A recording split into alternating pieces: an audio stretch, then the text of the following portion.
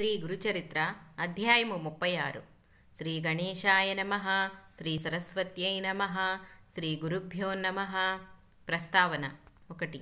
క్రిందటి అధ్యాయాలలో సూచించినట్టు సద్గురువు భక్తులను తన మహిమ చేత రక్షించడమే కాక అందులో భాగంగా బోధను కూడా అనుగ్రహించి ధర్మ మోక్షోన్ముఖులను చేస్తాడు. ఈ అధ్యాయాలలో బోధ ప్రధానమైన లీలలను సిద్ధుడు వివరిస్తారు. ఒక్కొక్కప్పుడు మానవులు పరస్పర విరుద్ధమైన ధర్మాల మధ్య చిక్కుతారు. 36, 37 అధ్యాయాలలో విప్రుడు పరాన్నం స్వీకరించకపోవటమే ధర్మానికి, భార్యాభర్తను తన రూపంగా తలచి సంతోషపెట్టాలన్న ధర్మానికి మధ్య చిక్కుతాడు. అప్పుడు వివేకి సమస్యను ఎలా పరిష్కరించాలో శ్రీగురుడు సూచించాడు. అంతేకాక ఆహార శుద్ధౌ సత్వబుద్ధి, ఆహార శుద్ధి వలన సత్వశుద్ధి కలుగుతుంది అని శాస్త్రం. సత్వశుద్ధి లోపిస్తే యజ్ఞదాన తప కర్మలు వ్యర్థమవుతాయని భగవద్గీత వాక్యం. సాత్వికమైన ఆహారమే శ్రీగురుడు స్థూలంగా ఈ అధ్యాయాలలో బోధించాడు. దీని వివరణ పూర్ణ దత్తావతారమైన షిరిడీ సాయినాథుడు బోధించినది శ్రీ సాయి ప్రబోధానామృతంలో చూడవచ్చు. ఆ వివరణ ఆర్షమని, సదాచారమని ధృవపరిచే అంశాలను శ్రీ స్వామి సమర్థర, మాణిక్య ప్రభువు మొదలగు సద్గురువుల చరిత్రలో కూడా చూడవచ్చు. కథారంభము. నామధారకుడు సిద్ధయోగికి నమస్కరించి, స్వామి, అజ్ఞానమనే గాఢ నిద్రలో మునిగి ఉన్న నాకు ఈ గురుచరిత్ర వినిపించి మేల్కొలిపారు. దయతో అటుపై వృత్తాంతము తెలిపి ఈ జ్ఞానాన్ని దృఢం చేయండి అని ప్రార్థించాడు. సిద్ధయోగి సంతోషించి ఇలా చెప్పసాగారు. నాయనా, శ్రీగురు లీలలు ఎన్నని చెప్పగలను. కొన్నింటిని మాత్రమే ఉదహరిస్తాను, శ్రద్ధగా విను.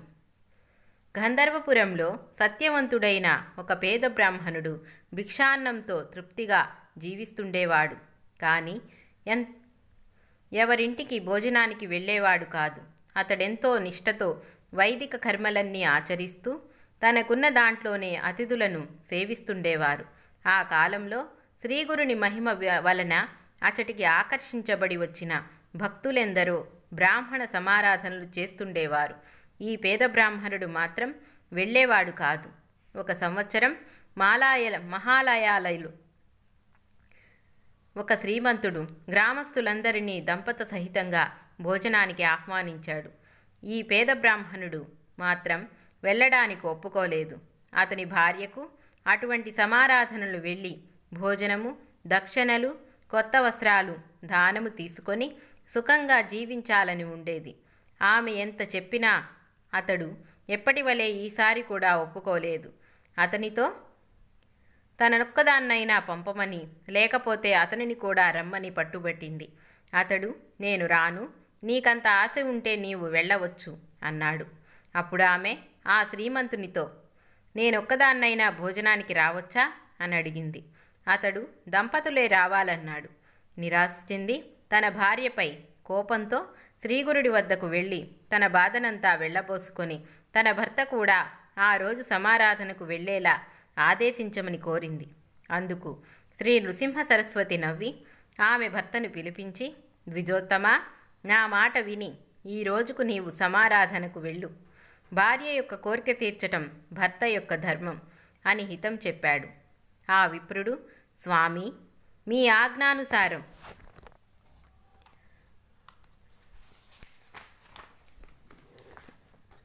నా విషయం విడిచి నేను సంతర్పణకు వెళతాను. గురువు ఆజ్ఞను ఉల్లంఘించకూడదు కదా అని చెప్పి ఆమెతో సమారాధనకు వెళ్ళాడు. ఆనాడు అతడు జీవితంలో మొదటిసారిగా ఒక సత్రం వద్ద వందలాది బ్రాహ్మణుల పంక్తిన భోజనానికి కూర్చున్నాడు. అందరూ భోజనానికి కూర్చోగానే ఆ దంపతులిద్దరికీ అక్కడ తమ విస్తళ్లలోనూ మరికొందరి విస్తళ్లలోనూ ఉన్న అన్నాన్ని ఒక కుక్క, ఒక పంది త్రాగి అపవిత్రం చేసినట్లు దర్శనమయ్యింది. ఆమె ఆశ్చర్యపోయి పరికించి చూడగా నిజంగానే ఒక కుక్క దడిలోంచి దూరివచ్చి అన్నపు రాశిని ముట్టుకున్నది. వెంటనే ఒకరు దానిని తరిమివేసి వడ్డన కొనసాగిస్తున్నారు. అది ఆ బ్రాహ్మణుని చూచి వెంటనే కోపంతో విస్తరి ముందు నుండి లేచి అందరితో ఆ విషయం చెప్పింది. ఆమె భర్త తలబాదుకొని, బుద్ధి లేనిదానా, నీ వలన ఈరోజు నా కర్మ ఇలా కాలింది అని చెప్పి విస్తరి ముందు నుండి లేచి వెళ్ళిపోయాడు. అప్పుడు ఆమెను తీసుకొని శ్రీగురుని వద్దకు వెళ్ళాడు. ఆయన ఆమెకేసి చూస్తూ, ఏమమ్మా, పరాణం సుఖం అనుభవించావా? నీ కోరిక నెరవేరిందా అని అడిగి నవ్వారు. ఆమె సిగ్గుతో తల ఉంచుకొని, స్వామి, నా బుద్ధిహీనత వలన మా వారిని కూడా ఈ కుక్కకూటికి బలవంతాన తీసుకుపోయాను. నా తప్పు ఎలాగైనా మీరే సవరించాలి అని వేడుకున్నది. ఆమె భర్త ఆమెను నిందించి తన వ్రతం భంగమైనందుకు ఎంతగానో వాపోయాడు. అప్పుడు శ్రీగురుడు అతనిని ఓరడించి ఇలా చెప్పారు, పోనీలే, ఏమైతేనేమి, నేటితో నీ భార్య మనసు కుదుటపడ్డది కదా, ఆమె ఇంకెన్నడూ నిన్నెలా వేధించదు. ఇంత మాత్రానికే నీకెట్టి దోషమూ రాదు, నీకు నియమభంగమూ కాదు. ఎప్పుడైనా దేవా పితృకార్యాలలో భోక్త లభించక ఎవరికైనా కర్మానుష్ఠానికి ఆటంకం ఏర్పడినప్పుడు దానిని రక్షించడానికి భోక్తగా వెళ్ళినందువలన ఎట్టి దోషమూ ఉండదు అని చెప్పారు. అప్పుడు ఆ విప్రుడు, స్వామి, ఎలాంటి భోజనం చేయవచ్చు, ఎలాంటిది చేయకూడదో దయతో వివరించండి అని కోరాడు. శ్రీగురుడు ఇలా చెప్పారు, గురువులు, మేనమామలు, ఆచారవంతులైన వేదవిదురులు, అత్తమామలు, తోబుట్టువులు పెట్టిన భోజనం చేయవచ్చు. తల్లిదండ్రుల చేత సేవ చేయించుకునేవాడు, భార్యాబిడ్డలను ఏడిపించి పేరు కోసం దానాలు చేసేవాడు, పొగరబోతు, తగాదాల కోరు, వైశ్వదేవం చెయ్యనివాడు, డబ్బు కాసించి అపాత్రులకు మంత్రోపదేశం చేసేవాడు, క్రోధవంతుడు, భార్యను విడిచిపెట్టినవాడు, క్రూరుడు, పిసినారి, స్త్రీలోలుడు, దురాచారి, దొంగ, జూతరి, స్నానం చేయకుండానే భోజనం చేసేవాడు, భగవన్నామస్మరణ పట్ల శ్రద్ధాభక్తులు లేనివాడు,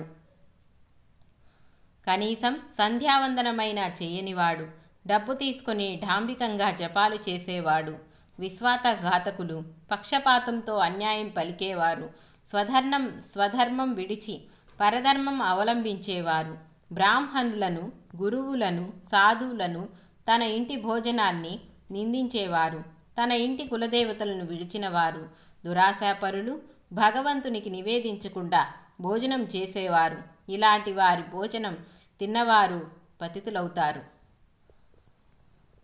కూతురులను, అల్లుడిని బాధించేవారికి మరు జన్మలో బిడ్డలు కలగరు.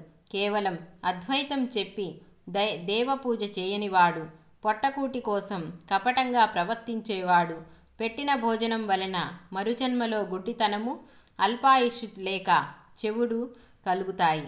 నిత్యము ఇతరుల ఇంట్లో భోజనం చేసేవారి పుణ్యమంతా నశించి వారి పాపమంతా సంక్రమిస్తుంది. పూర్ణిమ, అమావాస్యలలో పరుల ఇంట భోజనం చేస్తే మాసమార్జించినంత పుణ్యఫలం నశిస్తుంది. సాటి వారికి కర్మానుష్టంలో లోపం చేయటానికి తప్ప ఇతరుల ఇంటికి భోజనానికి వెళ్ళకూడదు.